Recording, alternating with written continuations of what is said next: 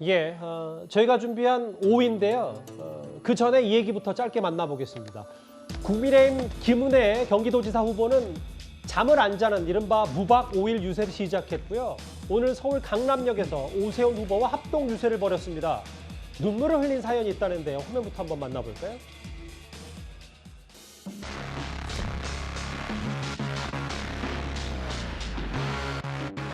경기도의 출근길 인사는 아침 5시 반 혹은 6시부터 시작이 됩니다. 서울에 오는 게 참 힘듭니다. 경기도민분들 10분 더 일찍 집에 들어가실 수 있도록 함께 해나가려고 합니다. 이번 하면 여러분들 오세요. 이번 하면 우리 자 한번 가봅시다. 강남 스타일 가자. 이번에는 2번 일세 2번 찍어 이겨내세 2번만이.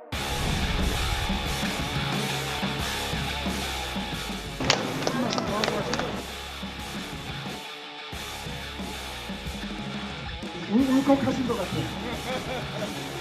열심히 하겠습니다. 꼭 일하고 싶습니다. 김은혜 후보가 눈시를 붉어지자 오세훈 후보도 따라 울었다. 뭐 여러 얘기들을 좀 했어요. 오늘 강남역 합동 유세 현장이었습니다. 뭐 눈물을 보인 건 뭐 그냥 화면일 뿐이고 일단 두 사람의 메시지 조금 더 만나볼까요? 이현정 의원님. 네. 결국 그 김은혜 후보 얘기는 합동 유세 현장에서 경기도에서 어렵게 출근해서 서울 직장까지 가는 그 고통에 대해서 본인이 통감하고 여러 가지 얘기들을 좀 여당에 대해서 확충하겠다 이 메시지를 좀 낸 것 같더라고요. 사실 이제 경기도에 거주하는 분들 중에서 사실 집값 문제나 이런 것 때문에 이제 그 서울에서 경기도로 간 분들이 꽤 있습니다. 이 서울 인근 지역에 이제 살고 계시는 분들, 젊은 층들 같은 경우에.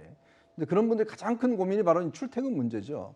왜냐하면 출퇴근 조금만 빨리 하고 뭐 조금만 여유가 있다라면 집에서 아기들과 함께 놀 수도 있는 시간을 확보할 수 있겠는데 뭐 출퇴근 시간에 1시간, 2시간씩 넘어가 버리면 정말 차 안에서 모든 걸 다 보내야 됩니다.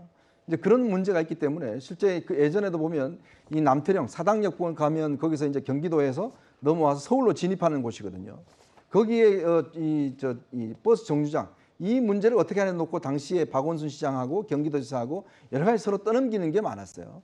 이제 그런 문제 마찬가지로 지금 하면 경기도 선거에서 가장 큰 문제는 이 광역교통망을 어떻게 할 것이냐. 즉 서울로 어떤 면에서 보면 빨리 편하게 갈 수 있는 이 광역교통망 GTX를 만드느냐 이 문제가 가장 중요한 지금 쟁점이 되고 있지 않겠습니까? 예. 그래서 지금 이제 김은혜 후보는 여당의 힘을 가지고 이걸 추진하겠다라는 것이고 김동연 후보는 지금 정부가 이거를 축소하려고 하는 것을 예산 삭감을 막아서 좀 더 확대하겠다 이런 이제 공약들을 내고 있는 것인데요. 사실 경기도가 한 1,400만, 300만 되죠. 그렇죠. 그리고 또 서울에 직장인은 꽤 많습니다.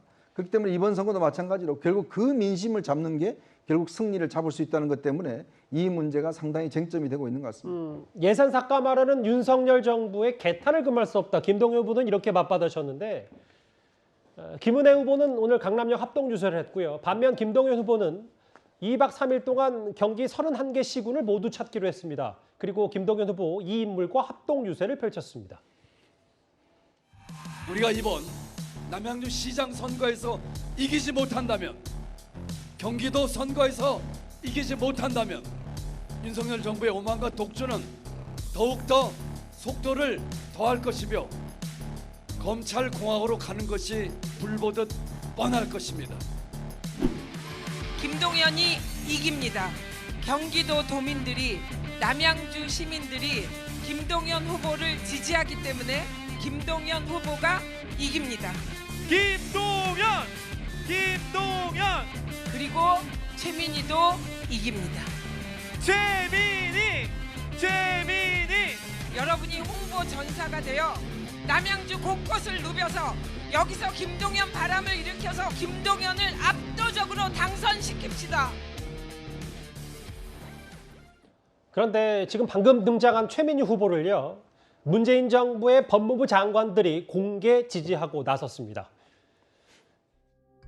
저도 한 줄로 서서 우리 최민희 의원님 손 한번 잡고 호응하고 싶어서 왔는데 이렇게 많은 데서 무대에 올라가라 그러니까 정말 굉장히 당황스럽습니다. 남양주 시민 여러분, 민주당의 동지 여러분을 덕분에 뵙게 돼서 무척 영광입니다. 인사드립니다.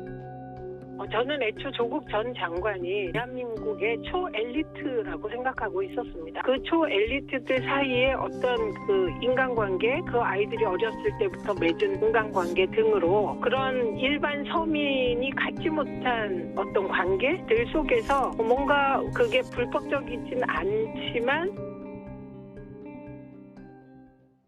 전직 법무부 장관 2명이 한 후보를 공개 지지하는 것도 참 이례적인 일이에요. 촛불 국민 언니라는 별명을 얻었다. 추미애 전 장관 우리의 아픈 손가락 같은 농지다. 김주일 대표님. 예. 이례적인 걸 좀 어떻게 받아들이셨어요? 일단 최민희 전 의원, 최민희 후보 같은 경우에는 조국 백서 저자 중에 한 명으로 이제 예. 활동을 했기 때문에 민주당의 뭐 열성 지지층한테 이제 강한 지지를 받고 있습니다. 그래서 뭐 조국 전 장관이나 추미애 전 장관하고도 이 정치적 성향하고도 이제 맥을 같이 한다라고 볼 수가 있고요.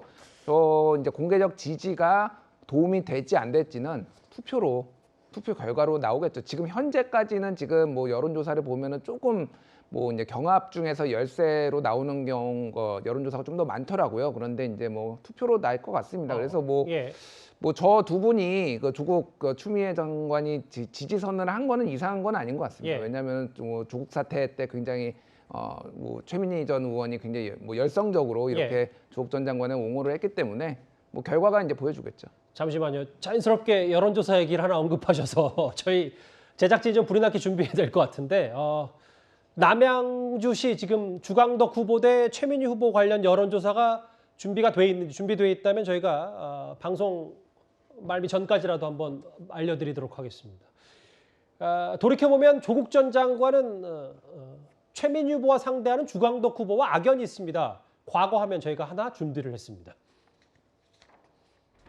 자택을 압수수색 시작할 무렵에 압수수색하고 있는 검사 팀장에게 장관이 전화 통화한 사실 있죠?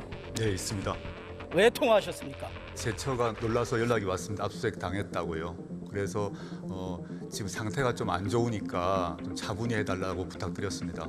압수수색 팀장을 맡고 있는 검사와 장관이 통화를 한 사실을 인정하시는 거죠? 아닙니다. 압수수색이 시작되고 난 뒤에 검사분이 집으로 들어오고 난 뒤에 제 처가 상황을 알고 연락을 주었습니다. 제 처가 매우 안 좋은 상태라서 좀 배려를 해달라고 말했습니다.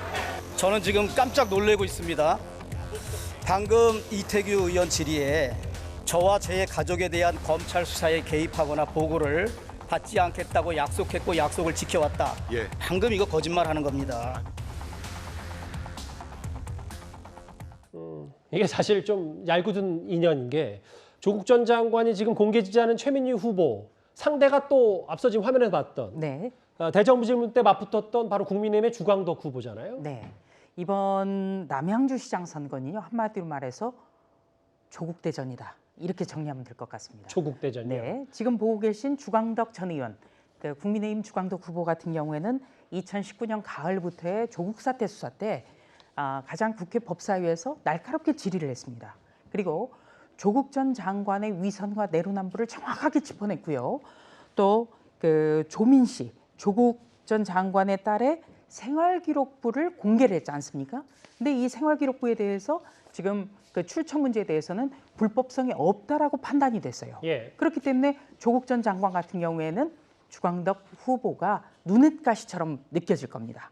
그리고 또 주광덕 후보 같은 경우에는 어떻게 보면 국민의힘으로서는 아픈 손가락이에요. 조국 사태 때 그렇게 치열하고 논리적으로 대결을 했는데 2020년 총선에서 당시 미래통합당의 오만으로 인해서 조국 사수부대인 김용민 의원한테 패했거든요. 예. 그리고 이번에 시장 후보로 나온 거예요. 그런데 또 상대 후보가 최민희 후보 같은 경우에는 이 조국 사태 내내 조국 전 장관을 옹호하면서 이른바 조국 백서를 통해서 초엘리트이기 때문에 일종의 특혜가 있어도 괜찮다는 어떤 그 뉘앙스의 발언 같은 거를 예. 많이 했습니다. 그렇기 때문에 이번 남양주시장 선거는 우리로서는 조국 제2의 조국 대전이다 이렇게 정리하고 있습니다.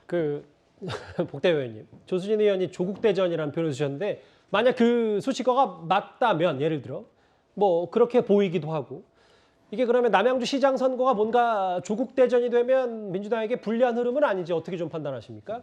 조국 대전 왜 조국 대전입니까? 최민희 대전이죠. 최민희 의원이 갖고 있는 개혁적인 이미지 그리고 정치적 불이익 따지지 않고 자신의 목소리를 낼 수 있는 저런 소신 이런 부분 때문에 최민희 의원에 대해서 박수를 치고 격려해 주는 분들이 있는 것이고 그 추미애 조국 두 분에 대해서 사실 많은 국민들의 염려가 있고 또 뭐 비판하는 목소리도 큰데 그럼에도 불구하고 긍정적 측면에 대해서도 주장을 하고 있는 거 아니겠습니까? 초엘리트이기 때문에 불법해도 괜찮다라는 말씀이 아니고 그러하기 때문에 그분의 주장에 대해서 신뢰를 해왔다라는 말씀이에요. 그리고 물론 최민희 의원에 대한 호불호가 완전히 갈라지는 것은 분명합니다만 저는 저렇게 눈치 보지 않고 자신의 목소리, 자신의 소신을 밝힐 수 있는 정치인은 저는 우리 대한민국의 하나의 자산일 수 있다라고 생각해요. 그런 면에서 보면 상대하고 있는 주광덕 의원 같은 경우는 사실 지난번 조국 전 장관을 공격하는 최선두에 있었지만 검사 출신이고 검사와 당시의 야당인 국민의힘이 결탁돼 있다라는 어떤 그 우려와 비판이 있었는데 거기에 맨 앞에 있었던 분이거든요. 그래서 이번에 이제 두 분의 남양주 시장을 두고 격돌을 한 것이 뭐 조국 대전이다라고 비유를 할 수 있겠습니다만 저는 최민희로 대표되는 개혁을 하고 싶은 최민희 대전이다 이렇게 표현하고 싶습니다. 네, 제가 한 말씀만 드리죠. 저는 말꼬리 잡기식으로 말씀드리는 건 아닙니다만 정치인의 소신과 해서는 안 될 궤변과는 분명하게 구분돼야 된다고 생각을 합니다. 조국은 대한민국의 초엘리트다. 어떻게 이런 주장을 할 수가 있죠? 이게 어떻게 소신입니까? 그러면은 초엘리트는 아무 일반 서민이 갖지 못한 것을 막 해도 되나요? 그렇기 때문에 최민희 전 의원의 주장은 굉장히 비판을 많이 받았다는 점, 저는 이 점을 강조해 드립니다. 짧게만 부탁드릴게요, 복 대변인. 초엘리트이기 때문에 나쁜 짓 해도 된다라는 말씀이 아니었다. 그렇게 잘못된 이해를 하고 계신다라는 겁니다. 그렇게 정리하겠습니다. 남양주시 오랜만에 한번 주목을 아마 처음인 것 같은데 주목을 좀 해봤고요.